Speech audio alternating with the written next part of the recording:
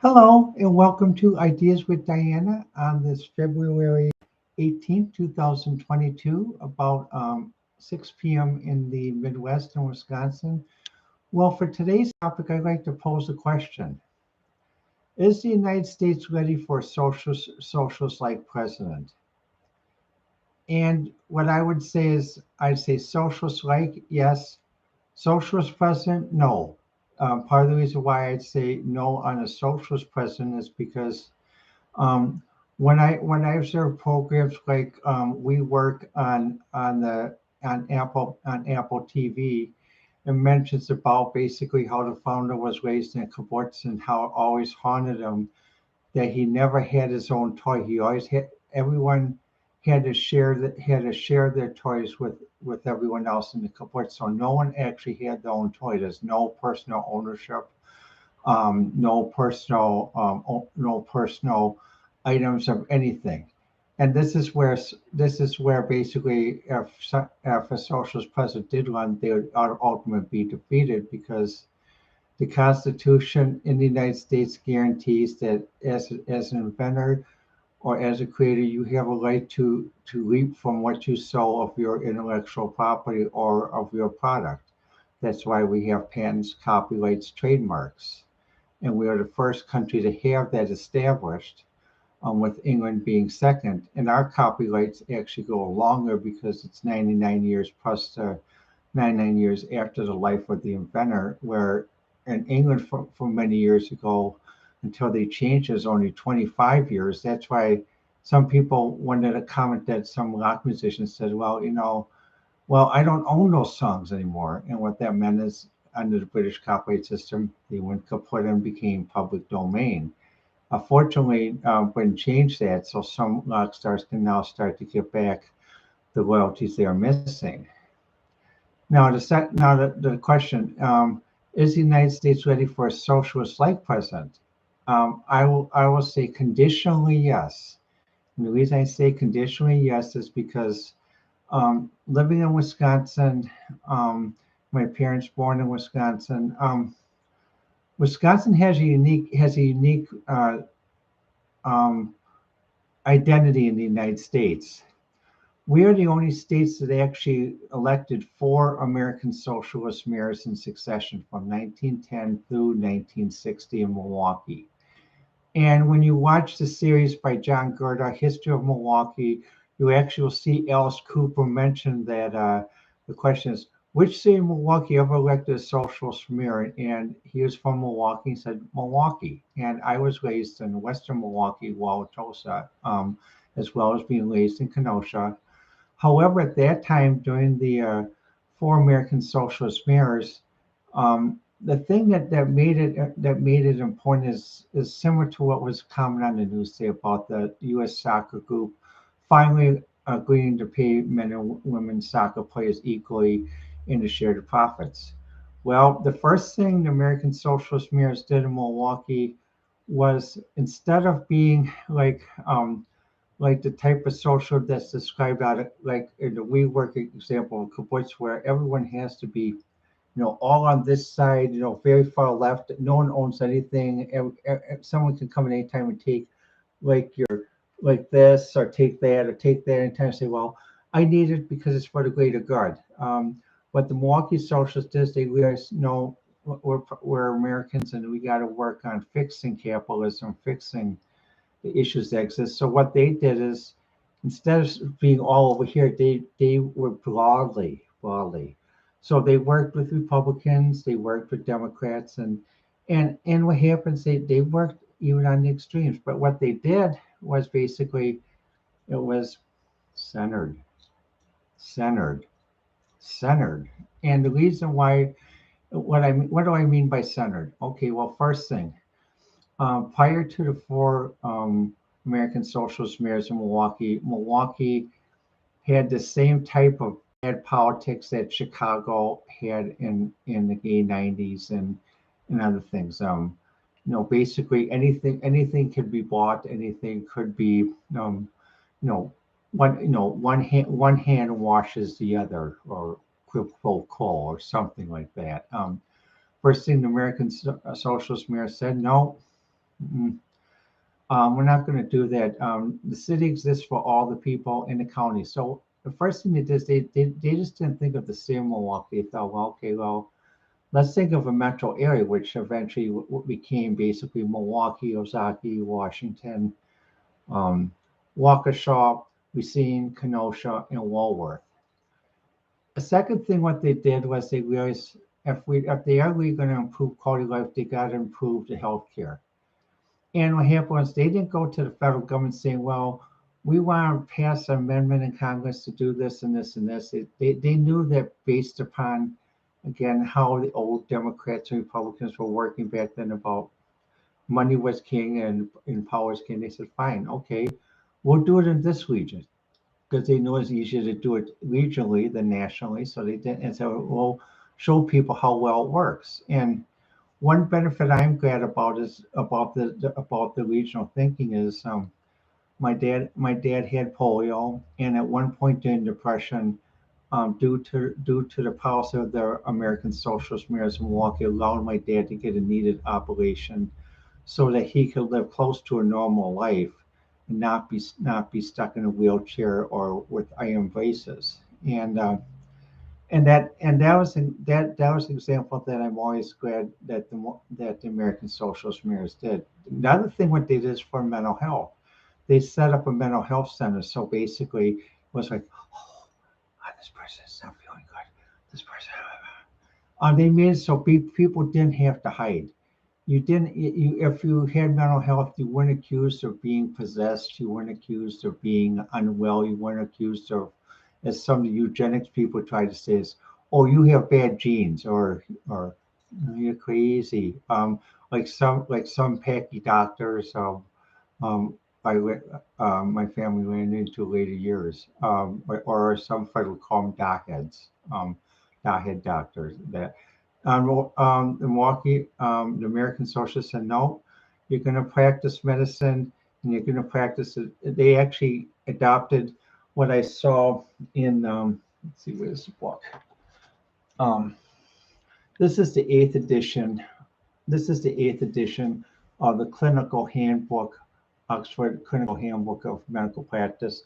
But let me go to a section of the new Hippocratic Oath of 2010, and let's see if I can um, find it here. Let's see. Um,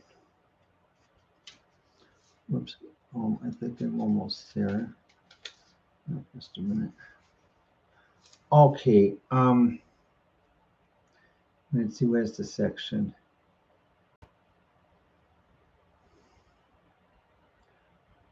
Oh, this is it. It's the third section of the new Hippocratic Oath of 2010.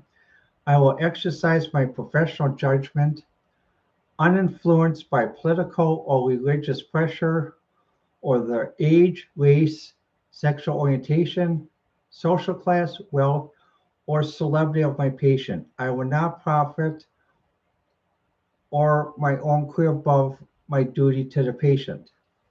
Now, this was something the Milwaukee mayors adopted very early on, but it took until 2010 to be formalized in the new, and they started in 1910. Now, what they did was basically, it wasn't like a complete, as some people would feel like a Trotskyist or basically a communist or even like was mentioned like a WeWork where like well, if you're a creator and you have stuff like books and stuff, well, we have a new government now. All this becomes the people's. No, you still had a right to own your own personal property, right to own your own copyrights, patents, processes to make products. In essence, to make money based on to reap what you sow. However, what the Milwaukee American Socialist mayors did is they said, well, look, there's some groups that are taken advantage of. So what happened was the first thing they did was they did something very different, which is not done. And I didn't see this in Bernie Sanders' campaign. I didn't see this in Democrats' campaign the last time I ran. They took a breath. And the first thing they did was, let me get a prop here. Just a minute.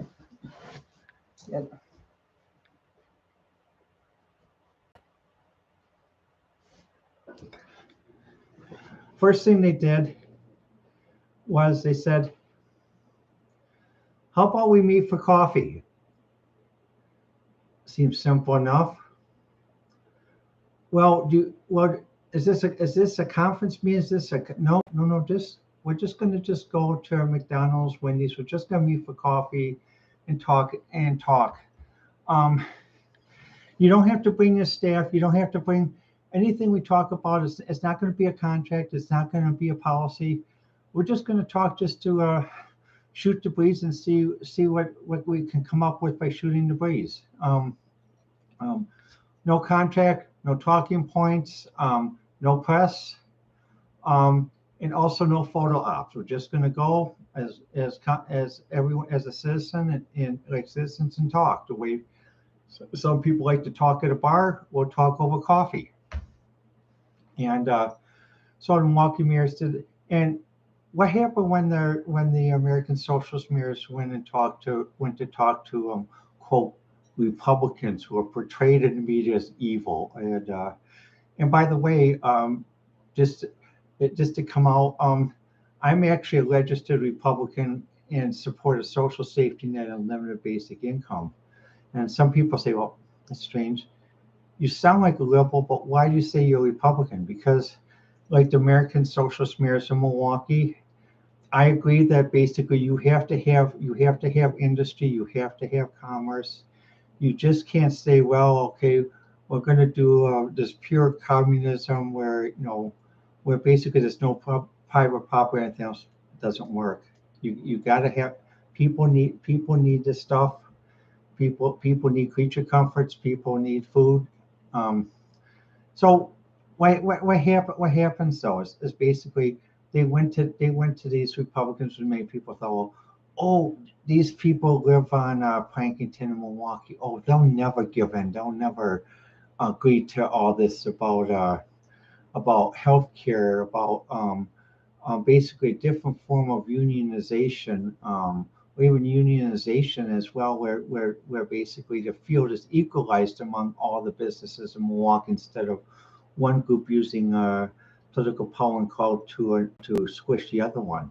But the playing field is equalized. So you're not playing a football field like this. You're playing on a football field like this, and also you're not playing. One side's not playing on a football field that's super huge, and another side's playing on a football field that's super small. So it's easier for them to score, but harder for this group to score. The same size football field, the same level football field, and the same rules. Well, what happens when people thought about this? Thought, well, it's like today. People say, "Oh, we can't talk with Republicans. They won't listen. They're just going to vote as a block and say, no, we reject it. No, but what did the Milwaukee mayors do? They didn't talk to blocks. Again, let's use the coffee cup. They talked to the individual. They said, well, hi, do you got a moment? Would you like to join me for a cup of coffee? Sure. They come and I said, well, no, I have some ideas. And I've been thinking about it. I decided I might want to talk with you. Would you like to? Are you interested? I said, sure. What? Well, I was thinking about this at these plants here. That there are a lot of people that are getting injured, and if there's some way we could basically, talk to the plant owners and also work to set up an environment where basically we could reduce, worker injury and stuff like that. Oh, well, great. That's a great idea. Now, what did I just demonstrate? I didn't go in to say how it's going to be done. I said, there's a problem that exists. Are you interested in considering some ideas on how to reduce this problem? Notice I said, I didn't say, oh, we want to pass this legislation and do this and this and this and this and this budget and do this $3 trillion deficit. No. Are you interested in solve this problem? That's the coffee chat. Are you interested in this problem? And a person said, and then I left it open for leave it open for the other person to respond, and they say, well, yeah, I agree with you too. We need to do something. Okay, good. Now that's actually something that can be built upon. Okay, both sides agree that something needs to be done. Now, what is done today, basically, which really saddens me when I see this that's sometimes why I can't watch the news every day like I used to. Well, first, someone would may make off that to come at the coffee cup, Oh, hi, I'd like to talk with you. Do you have a moment to talk over it and share a cup of coffee? Oh, sure.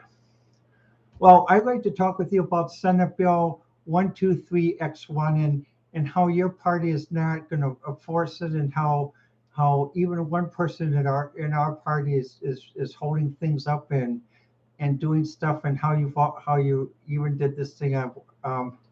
Guess what the person's going to do?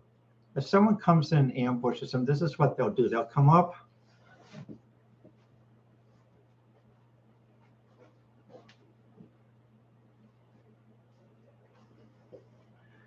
They will walk. They will walk away, and then if the person tries to call them, like, let me get another pop. Hello, can I speak with such and such? Oh, I'm sorry, this person's in meetings right now. I can take a message. The person waits and waits and waits for a while. And they say, well, okay, well, I gave them your message, but I'm sorry, but we've been super busy. Waits and waits and waits. Then what happens? The person sees the person walking down the hall and with the coffee cup and tries again to do the coffee cup and, hi, can I talk with you? Don't talk with me. I didn't like being ambushed. I wasn't raised being ambushed. I wasn't raised on a farm, but I was raised in a farm community, and we don't ambush people and we don't trick people like what you did. So no, don't talk with me. When I want to talk with you, I'll let you know. And that's what happens when people get in. That's why what the Milwaukee Socialist Marriages did, they realized, if you're going to have a coffee chat, you just have a coffee chat. You talk about a problem, see if how the other person feels, and you don't go into specifics. You don't go into also you don't go pointing the finger. You don't go waving the bloody flag. Your party doesn't care about abortion, blah, blah, blah, blah, blah, blah. And it's like, um, that doesn't get anything done. You talk to the individual. You don't talk to the block, and you talk to people basically the way as if you're traveling to a community in northern Wisconsin, like friends and I who are LGBT, when we visit our friends in northern Wisconsin along Plainfield in Watoma. Um, when we go there, many people are very nice. It says, "Well, hi, folks, nice to see you. I'm great. Hope you have a good time." And we say thank you, and sometimes someone say, "Well, are you guys from the southeastern part?" I said we are, and they said, "Well, we hope. Just remember up here, you're welcome to say your thoughts. We're not going to put a muzzle on you." And I just sort of smile. But the main thing is, it's when you get up there. It's another thing. It's sort of like what my parents taught me as well. My father was a deacon and an automotive executive. My mother was a teacher and Sunday school teacher. I was raised First Congregationalist originally, although now living in Louisiana, I support the Mount Pleasant Lutheran Church, or if you go on the website, it's called spaceshipchurch.org, which is in my neighborhood, as well as the UU Church.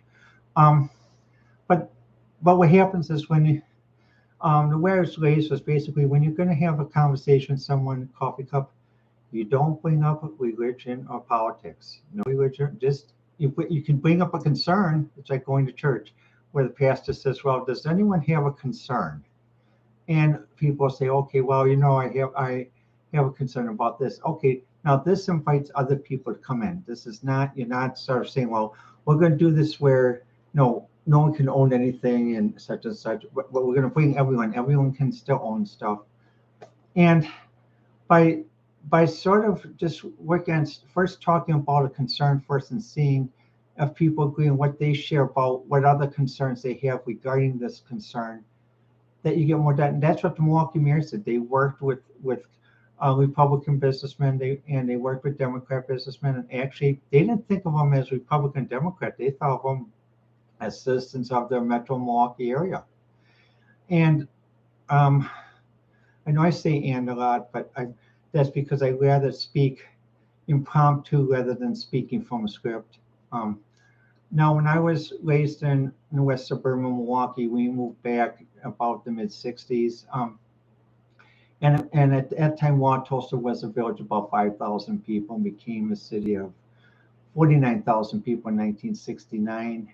Um, However, when we lived there, it was the tail end of the Milwaukee Mirrors because basically there were Milwaukee didn't have the problems that it had. West, I should say West suburban Milwaukee didn't have the problems that Milwaukee had then. There was one time in '67 when the city of Milwaukee did face a riot where City Hall was attempted to be burned down and the National Guard had to be called, similar to what happened in Kenosha many years ago, where people had to keep the hurricane shutters up.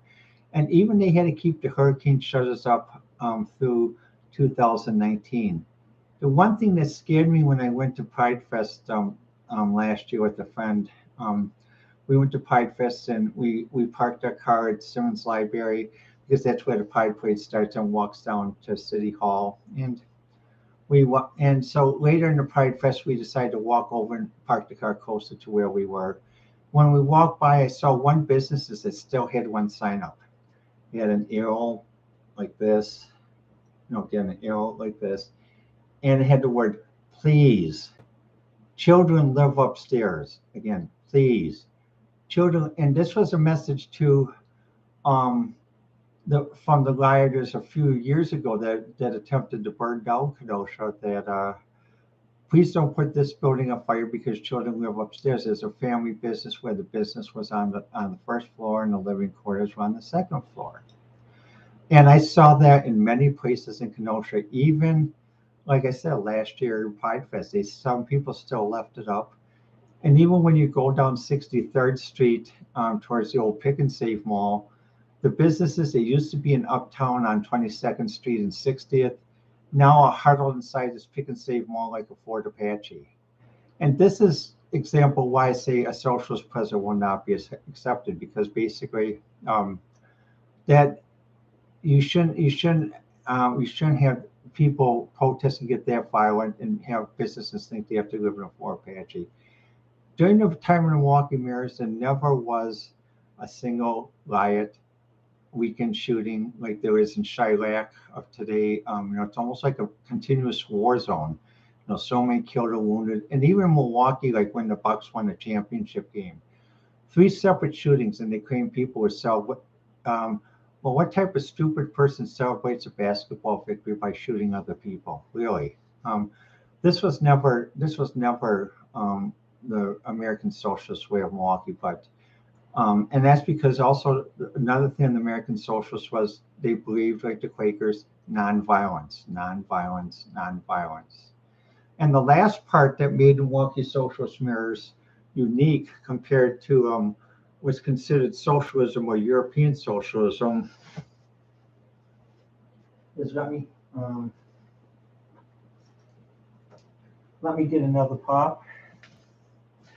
What made American socialism different than European socialism is faith. And it wasn't that basically like this thing in WeWork where everyone in a couple words has to believe the same faith the same way, and allow people to take their choice at will because for the greater good. No, it's about having a guidepost, having a compass. And it didn't matter. You could pick and choose what you wanted or not to believe because of constitutional protections. So the Milwaukee Socialists agreed that basically, American Socialists agreed that basically the Constitution is the law of the land, not the Communist Manifesto, and also not the kibbutz in that though. So basically, and when people in Milwaukee started to talk about faith, well, like for example here, this is the Handbook of Theology. And let me just go through some of the sections here. Basically, it's in multiple parts. The first part is biblical theology. What is the theology through different eras of time? And also, what is it? And the foundations based upon Acts, James, Paul, Hebrews, Peter and Jude, and John. Next one is systematic theology. What does that mean? What does systematic theology mean? The third part, historical theology. The fourth part, dogmatic theology. And dogmatic theology is where someone say, well, I don't believe in God. I'm an atheist, and but yet what happens? They'll try to convert someone who does believe in God, saying, well, you really are being misled or something. With the implication being that they still believe in God, but they don't believe in the way that they were taught when they were going up as to how their religion was taught to them. So that's why they became dogmatic. And the other one is contemporary theology. For example, liberal theology, neo-orthodox, radical, socialist theology, Catholic theology, conservative, evangelicalism, charismatic theology, and emerging church.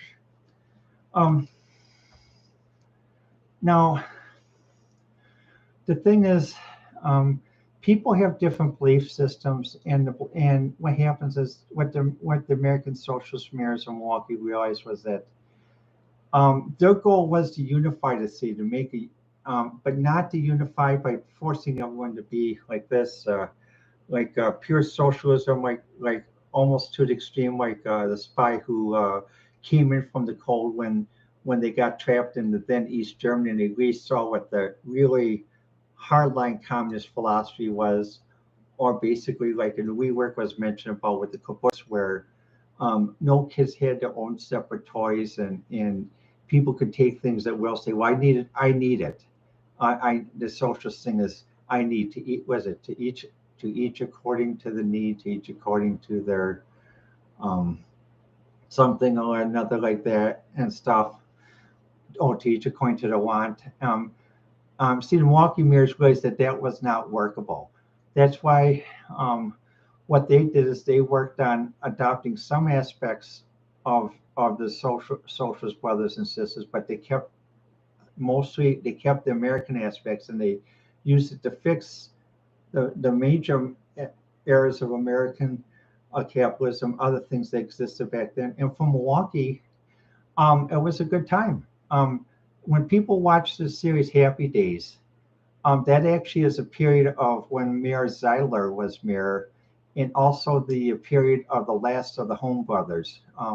When the last of the Home Brothers was mayor, and Mayor Zeiler was mayor.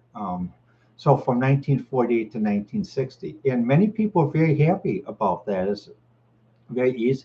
I mean, it's like for example, like when I grew up in Kenosha, when I graduated in the early 1980s, we had an interesting thing back then. It was just the same thing, Happy Days Milwaukee. No matter what your grade point average, no matter what your field of study, whether you took courses in the trades or courses in to be a professional or a doctor or pre-med like I did, at graduation you would have a job. You'd have a good paying job with insurance where you could buy a home, you could buy a car, support a family, send your two kids to UW Parkside, and not have a college debt. And what happened was that was a magical time. And nowadays, when I see basically those that go to UW Parkside, my alma mater, and they graduate with a $20,000, $30,000 debt for a state school, it's like, God, what has happened? What has happened to this? Where did we go down the rabbit hole? So to end this discussion, is the United States ready for a socialist president? No, no, no. Is the United States ready for an American socialist president like the Milwaukee mayors from 1910 to 1960? Yes, yes, yes. Well, let me know what you think. I like to sort of just get contacted on Twitter at Diana1A or Ideas with Diana. So until next time, this has been Ideas with Diana.